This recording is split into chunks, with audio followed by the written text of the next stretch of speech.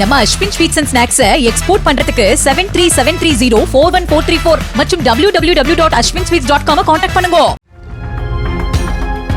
Operation சிந்தூரை அடுத்து ஸ்ரீநகர், அமிர்தசரஸ், சண்டிகர், சிம்லா, லூதியானா உள்பட 25 விமான நிலையங்கள் தற்காலிகமாக மூடப்பட்டுள்ளன. சுமார் 300 விமான சேவைகள் ரத்து செய்யப்பட்டுள்ளன. நாளை வரை இந்த விமான நிலையங்கள் பயணிகள் சேவைக்கு அனுமதிக்கப்படாது என்று அதிகாரிகள் தெரிவித்தனர்.